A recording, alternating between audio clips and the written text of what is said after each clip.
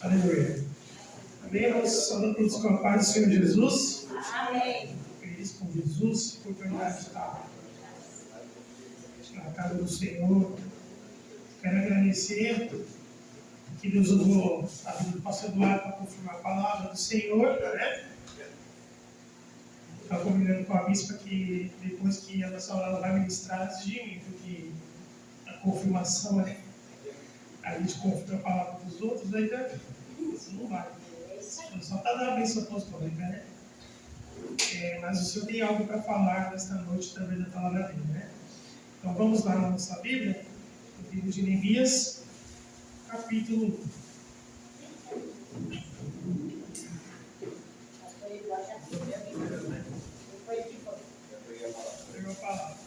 Vamos aqui em Neemias 1.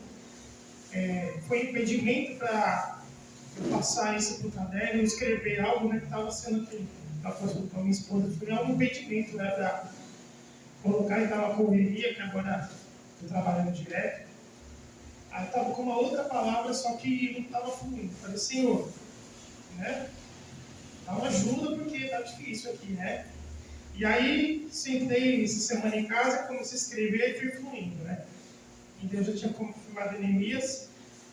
E vamos aqui no versículo 5, que é a oração de Neemias, a partir do capítulo 1, hein? Depois vou estar em alguns versículos de outros capítulos aqui, mas é um livro bastante inspirador. Assim, quem busca, se os irmãos tiverem a oportunidade, se já teve, de Neemias, é um livro assim que te inspira muito, né? A palavra de Deus em si, ela nos inspira a todo momento. E aqui ele fala muito sobre perseverança, sobre liderança, ao qual o Senhor colocou como tema dessa ministração sobre liderança. Glória a Deus, sim. Vamos ver. Vou estar lendo então, amém, igreja? O versículo 5 diz assim: Ó Senhor Deus do céu, Tu és grande e nós tememos. Tu és fiel e guardas a Tua aliança com aqueles que Te amam e obedecem aos Teus mandamentos. 6 da igreja. Esteja, pois, atento os teus ouvidos e os teus olhos abertos para ouvir a oração do teu servo e o que faço perante ti, dia e noite, pelos filhos de Israel, teus servos, e faz confissão pelos pecados dos filhos de Israel, que temos cometido contra ti, também a casa do meu pai temos pecado. Versículo 7 diz: Com os nossos atos, presta atenção, com os nossos atos temos pecado contra ti, e não temos obedecido aos teus mandamentos. Não temos obedecido às leis que nos deste por meio de Moisés, teu servo. 8 da igreja.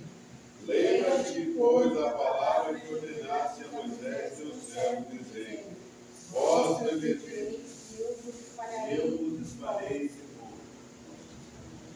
Mas, se depois disso vocês voltarem para mim e obedecerem aos meus mandamentos, eu os trarei de volta para o lugar que escolhi para lhe ser adorado, mesmo que vocês estejam espalhados pelos fins da terra. 10. E esses são os teus servos, e o teu povo, que resgataste com a tua grande força e com a tua forte mão. Ouve agora a minha oração e as orações de todos os outros teus servos que têm prazer em te adorar. Faze com que eu tenha sucesso hoje e que o rei seja bondoso comigo. Nesse tempo eu estava encarregado de servir ao rei. Bem? Pode se sentar as palmas do Senhor. Essa versão é um pouco diferente, mas ela traz um entendimento assim que você começa a escrever, vai fluindo, né? É muito bom. Tem outra oportunidade de ler outra Bíblia, né? Que ela explica melhor também, lógico, né? Pela inspiração de Deus. Veja, eu vou estar lendo o capítulo 1. Nós sabemos aqui que Neemias, então, ele era copeiro do rei, e ali era um cargo de suma importância para o rei, ao qual ele, vamos dizer, ele tinha ali aquela missão de servir, ouvindo o rei, de estar ali provando para que aqui naquela época acabava tendo muito envenenamento, né? Então ele tinha essa missão de provar. E ele era um fiel, né? Um fiel do Senhor. Imagina. Ele era fiel, ser servo do Senhor, mesmo ali naquela posição de copeiro do rei, ele estava ali servindo, mesmo lá no palácio. Então, o que nos conta essa história aqui? Só o contexto é que o povo estava espalhado, né? O povo tinha se afastado de Deus, o povo estava cativo, e Neemias estava longe da cidade onde ele nasceu. Só que um certo dia ele pediu a mensageiros para que enviasse notícias de Jerusalém, e aí quando eles mandaram essa notícia, eles estavam dizendo que ali os povos, né, a muralha, os muros estavam derrubados há muitos e muitos anos.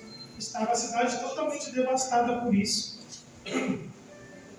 Então, quando ele sabe disso, a Bíblia nos relata que o que ele faz? Em primeira instância, ele se entristece, ele senta e começa a chorar. E ele chora, e diante disso, durante alguns dias, ele fica chorando, só que ele também toma uma posição. Ele se levanta, começa a orar, começa a jejuar, e não somente um dia. Mas a Bíblia nos diz que pelo menos uns 4 meses ele ficou nesse propósito. E antes somente de falar com o rei.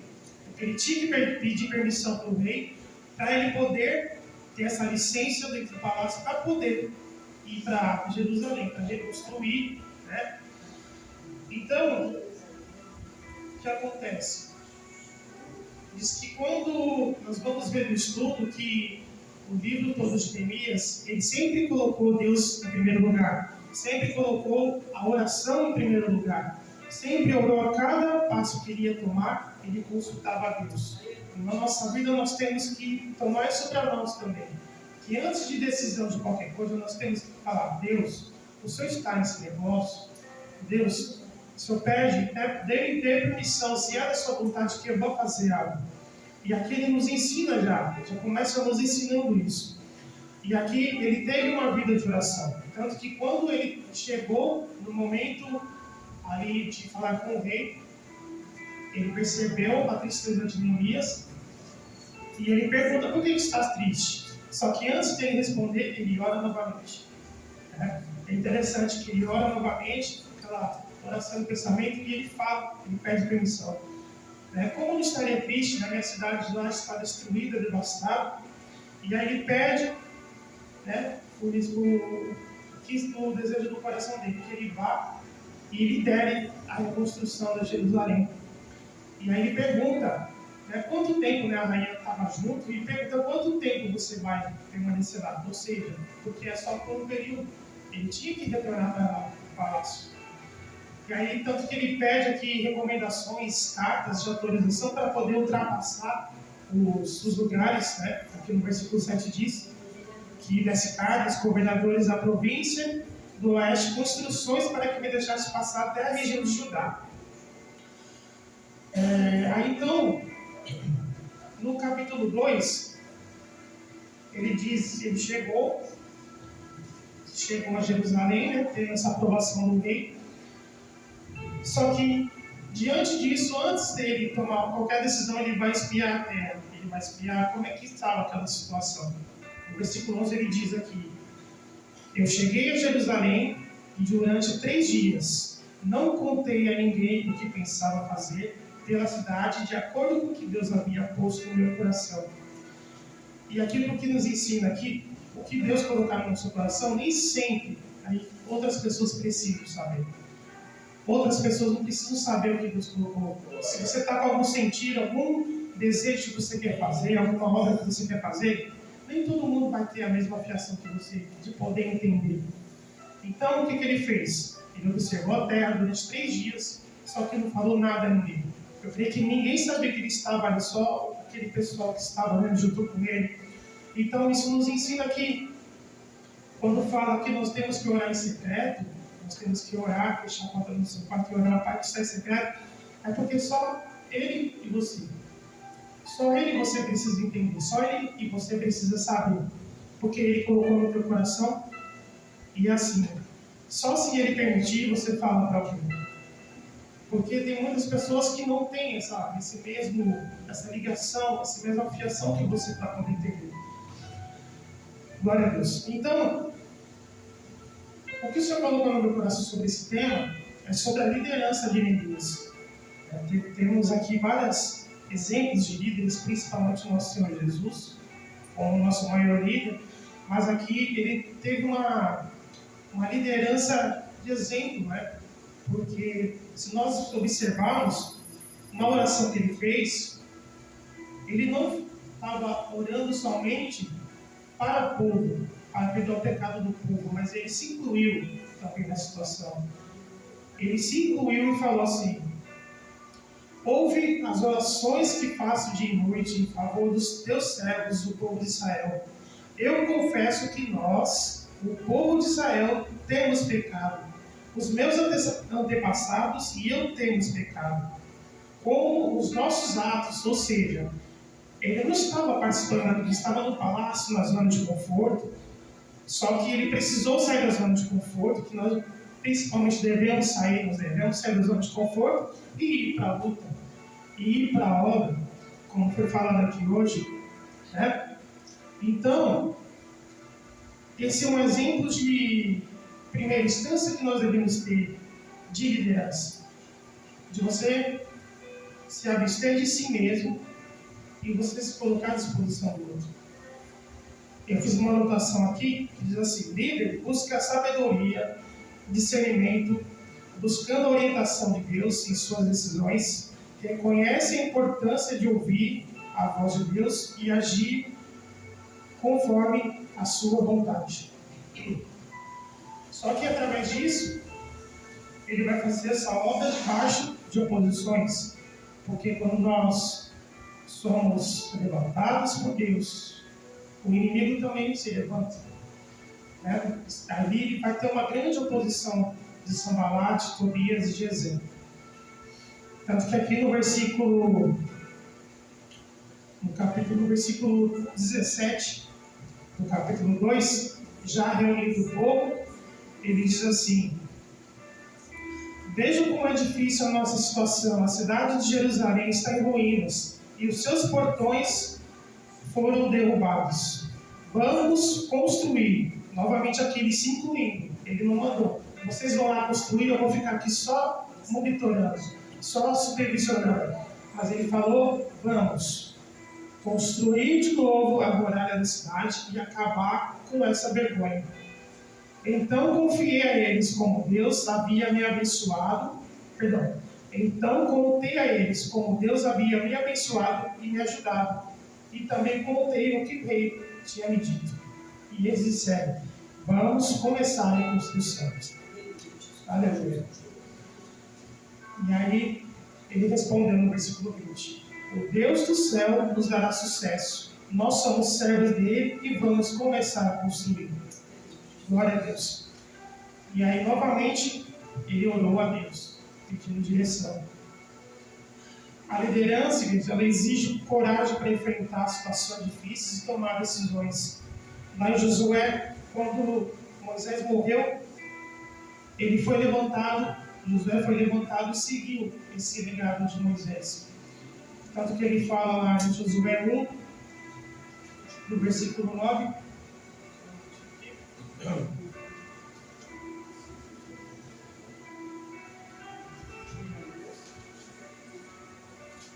o 9 diz assim: lembra de mim da minha ordem, seja forte e corajoso, não fique desanimado, nem tenha medo, porque eu, o Senhor seu Deus, estarei com você em qualquer lugar por onde for. De que ele, não somente ele falou uma, mas 2, 3 vezes encorajando Josué. Então, lá no capítulo 3, eles começam a construção das muralhas. E aí o inimigo também automaticamente se levanta, né? Quem nunca passou por isso?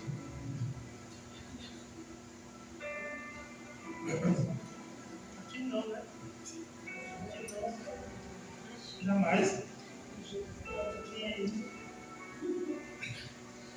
Olha só. A reconstrução começou do norte da cidade foi cerca de mais ou menos, o estudo aqui diz, nessa anotação, que foi de 2,5 km de muralha. A muralha da cidade foi reconstruída da seguinte maneira: Eliasabe, o grande sacerdote, e seus colegas sacerdotes construíram o portão das ovelhas. Depois inauguraram e puseram os portões em seus lugares. Eles reconstruíram as muralhas até a torre do centro e até a torre de Anarã. Então, para reconstruir, para fazer a obra do Senhor, o inimigo ele se levanta também. Mas o que nós temos que rebater ele é com a oração. Você vê que ele já teve sim, ele já foi preparado, ele já foi revestido, porque ele sabia que ia ter oposições. Ele sabia que ia lutar com armas. A arma dele, que estava poderosa, era a oração. É o preparo que nós temos que ter. Porque quando qualquer luta vier, nós já vamos ter discernimento espiritual de saber que isso, o inimigo ele vai permitir, Deus vai permitir, mas também ele vai saber que a alegria do Senhor é a nossa força. É isso que nós temos que ter em mente, nós no geral, cristãos, saber que não é só a mente, você tem esse pensamento, a luta vai vir, mas eu já tenho a vitória também. Deus ele fala bem detalhado aqui em mente, porque ele já tem a vitória, ele já tem ali em mente o que ele quer fazer. Tanto que no capítulo 4, aí começa os ataques, coloca ali a difamação dele, coloca o caráter dele em jogo. Olha aqui no capítulo 4 diz assim: quando Sanbalate soube que os judeus estavam reconstruindo as muralhas, ficou furioso e começou a caçoar de nós. Diante dos seus companheiros do exército dos samaritanos, ele disse: o que é que esses judeus miseráveis estão fazendo? Será que eles pretendem reconstruir a cidade? Será que eles pensam que oferecendo sacrifícios poderão acabar o trabalho em um dia? Será que um dos montões de entulho e das pedras que foram queimadas, eles podem tirar pedras para a construção? Tobias, que era do país de Amon, estava com ele e disse: que tipo de muralha eles poderão construir? Até mesmo uma raposa poderia derrubá-la. E só fazendo uma pausa aqui, poderia derrubá-la por quê? Se ele fosse despreparado, se ele fosse não colocando Deus em primeiro lugar. E lá em Mateus, o que diz lá no livro de Mateus? Se você está construindo a sua casa sobre a rocha ou sua casa sobre a areia?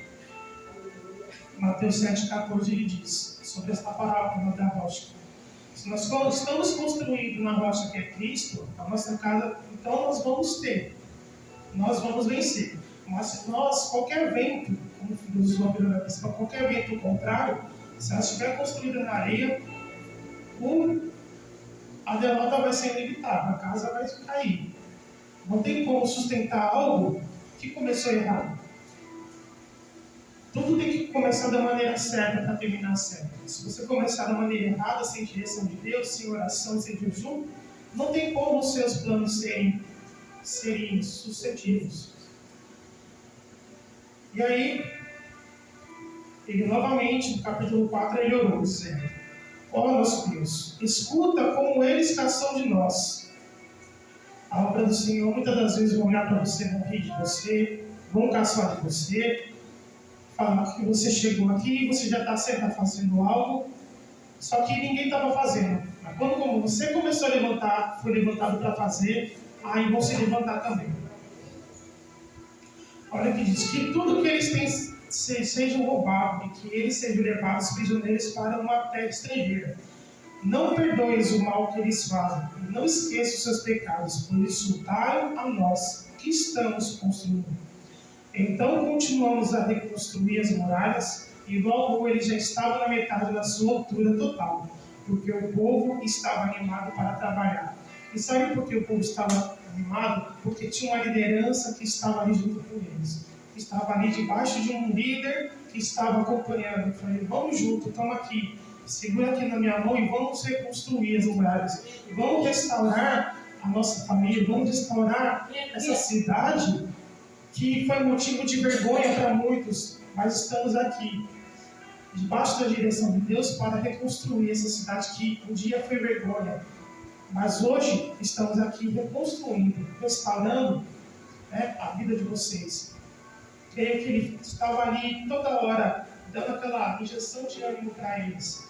E é tremendo, sabe? Como a liderança de uma nação é importante, como a liderança de uma igreja é importante, como a liderança, seja no trabalho, também é importante, porque não é só você não mandar, não é só você não falar, bater no peito e falar, eu é que mando, você tem que me obedecer. Não, isso é uma junção, é um trabalho em equipe, é um trabalho ali, vamos dizer, de formiguinha, né? Um ajudando o outro, um pelo outro, um segurando na mão do outro. Glória a Deus. E aí o Senhor me levou o exemplo de líder que começa bem e termina ruim. Lá em 1 Samuel, no capítulo 23. O exemplo de Saul. É o exemplo que começou bem e terminou mal. 1 Samuel, perdão. 1 Samuel 23.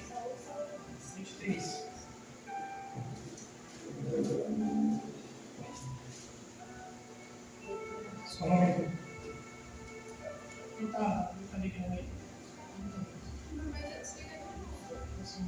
Show.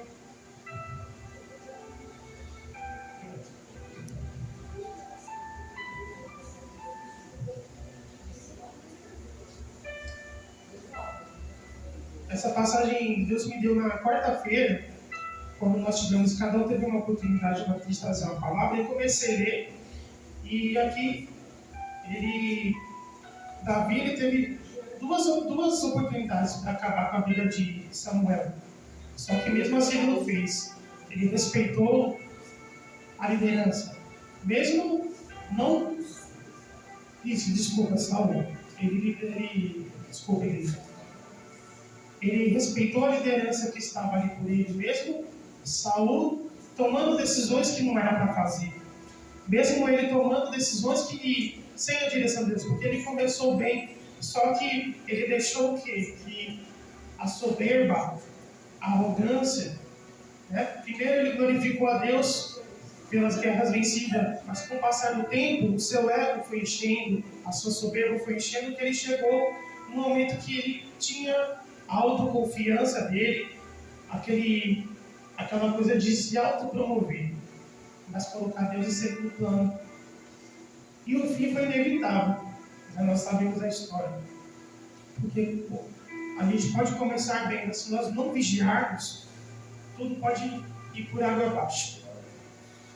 Então, e aqui que nos ensina as brechas. Para fechar as brechas é o quê? É preciso o quê? A vigilância, a perseverança, a firmeza de você lutar até o fim. Quando ele fala aqui, voltando na Neemias,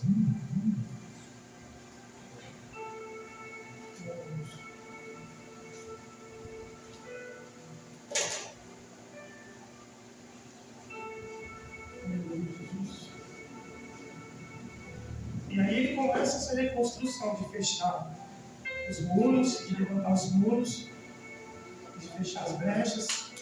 E é algo que nós temos que colocar em mente, que nós temos que ter a direção de Deus para fazer tudo o que Ele colocar no nosso coração.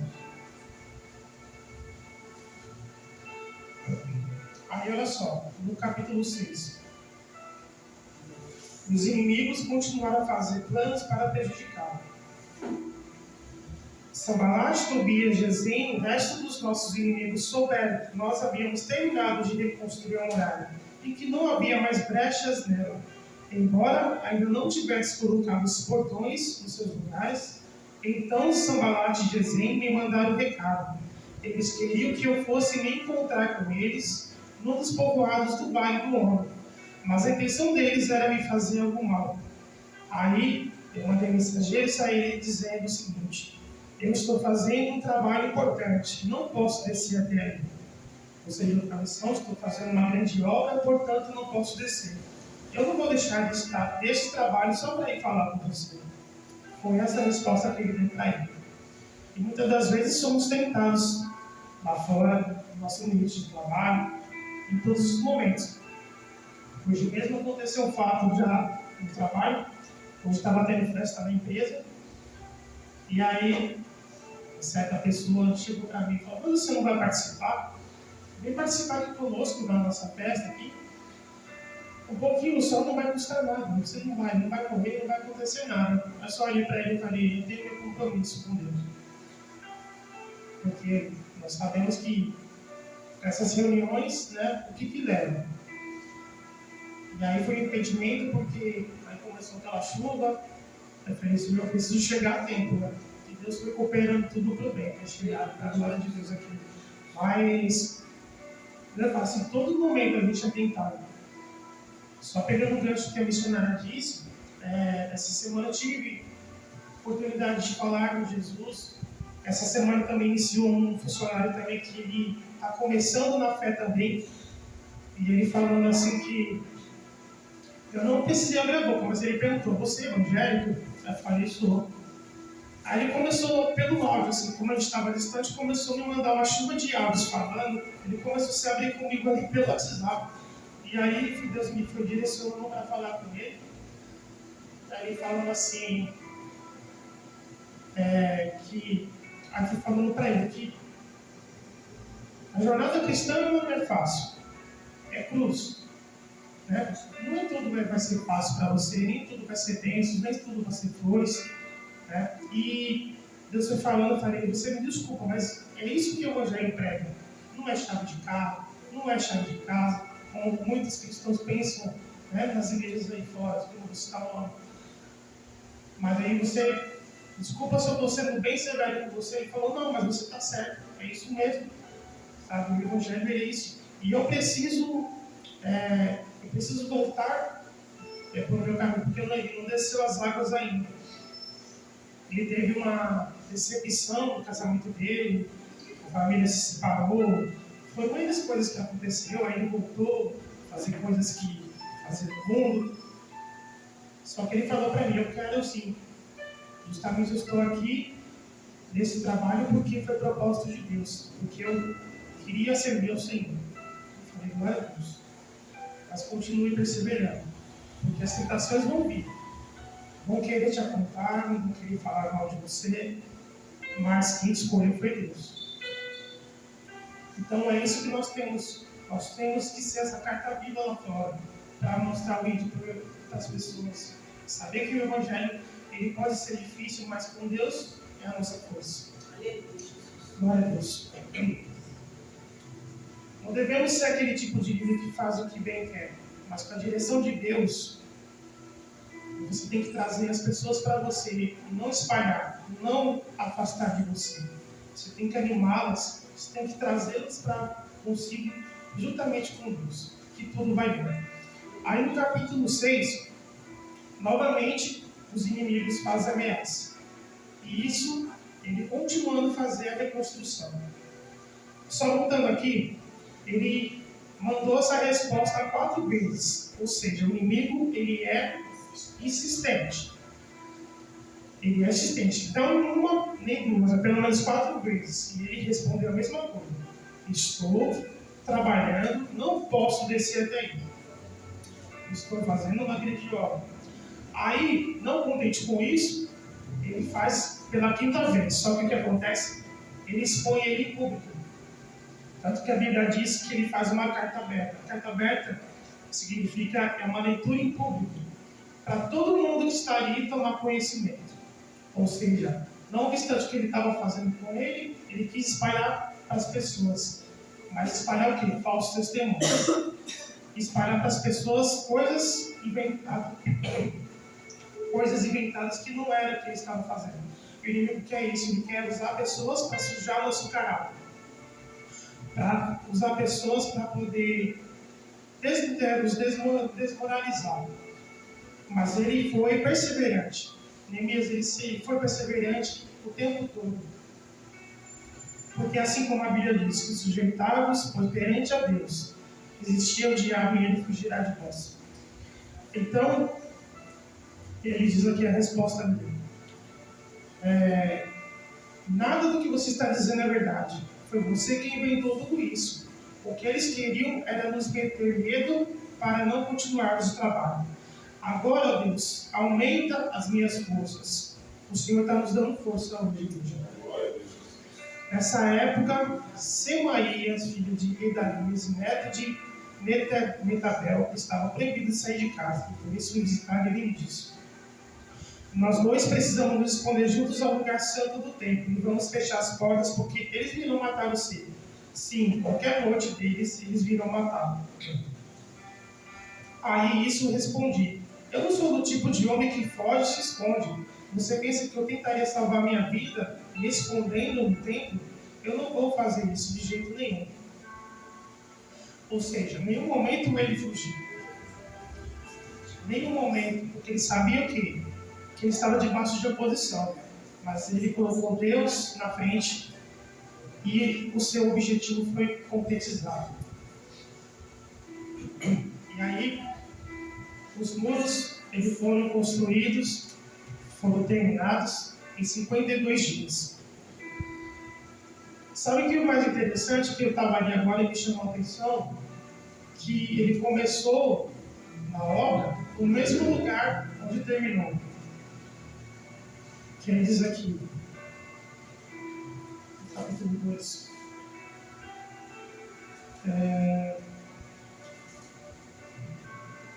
Perdão, 3. Ele fala isso aqui. Ele diz que continuou em sentido horário na direção oeste e sul, terminando onde tinha começado, no portão das ovelhas.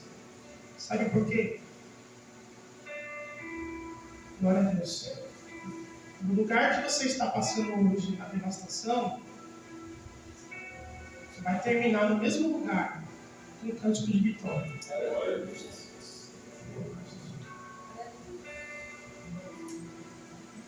Olha como Deus faz as coisas. A sua visão está tudo ali desfeito, tudo acabado. Mas Ele faz todo esse percurso para você fazer essa boa obra que Ele colocou no teu coração, para você enfrentar os inimigos. Só que você vai voltar para o mesmo lugar e vai dizer assim que eu pude reconstruir a minha vida. Eu pude reconstruir, restaurar a minha vida. Eu pude restaurar aquilo que um dia o inimigo tirou. Eu pude restaurar. Mas isso é pela glória de Deus. A glória de Deus. Porque a gente não tem que tomar glórias para nós, somente para Deus. Porque se Ele nos levantou, se Ele nos deu algo, se Ele nos deu capacidade para nós fazermos a boa obra, nós temos que usar as ferramentas que Ele nos colocou. Glória a Deus.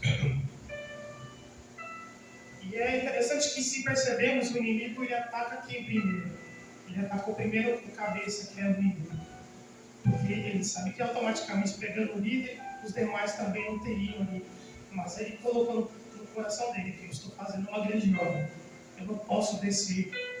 O inimigo não tem que ter muita conversa. É não, e eu repreendo em nome de Jesus. E aí, lá em livro de Hebreus, no capítulo 5, 14, diz assim. Estou acabando. Glória a Deus.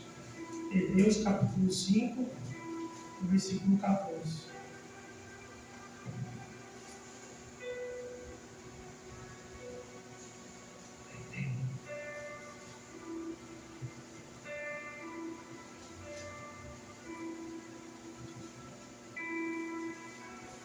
Essa Bíblia nova eu não estou achando aqui. Deixa eu ver. Diz assim: mas o mantimento sólido é para os perfeitos, os quais, em razão de costume, têm os sentidos exercitados para discernir tanto o bem como o mal. É que a minha versão está diferente, mas é isso mesmo. Então, apesar de estar debaixo de oposições, a obra foi concluída em 52 dias. Então, não se preocupe em tentar fazer uma boa obra, porque virá os ataques de onde você menos espera. O Deus dos céus é quem nos faz para prosperar. Neemias não procurou confiar em si mesmo. ele colocou Deus em primeiro lugar. Porque diz, lá em Filipenses 4, posso todas as coisas naquele que me fortalece. E aí no capítulo 8, quando ele se reúne com Esdras, que lê o livro da lei, o povo ali se quebranta, né? A pessoa fala, não, hoje é dia de alegria, vamos nos alegrar, porque o povo estava triste, né? Com a leitura do que estava sendo lido ali, o povo estava arrependido, falando, nossa, nós cometemos tanto pecado, e Deus nos deu essa restauração para nós. Mas aí ele fala assim, esse é um dia consagrado para o Senhor nosso Deus, e por isso vocês não devem se lamentar e chorar. Vão agora para casa e façam uma festa. Repartam a sua comida e o seu vinho, porque não tiver nada preparado. Esse dia é sagrado para o nosso Deus. Portanto, não fiquem tristes. A alegria que o Senhor nos dará com vocês, a alegria que o Senhor dá, fará com que vocês fiquem fortes. Ou seja, a alegria do Senhor é a nossa força. Então, confirmar. E foi um impedimento para parecer, eu sei que era Neemias mesmo, mas o Senhor, pela misericórdia dele, confirmou. Então, igreja, nós temos que ter esse em mente que os ataques sempre vão vir de todos os lados, mas nós, com Deus, somos maioria. Com Deus, nós somos maioria. Porque a palavra diz que as portas do inferno não vão prevalecer contra a tua igreja. Faça o melhor que Deus colocou no teu coração. Faça o melhor, porque isso que nós estamos fazendo pode ser até pouco, mas o reino está ganhando. Eu lembro disso porque antes de me converter, eu comentei com a minha esposa, não sei se eu comentei isso aqui ainda, quando eu servia outra doutrina, eu tinha aquela vontade de me dedicar, de estar ali sempre me dedicando. Só que as minhas condições eram bem limitadas. Nessa época eu morava na Zona Sul e eu sempre gostei de participar em grupos, de estar sendo ali bem ativo, né? Vamos dizer assim.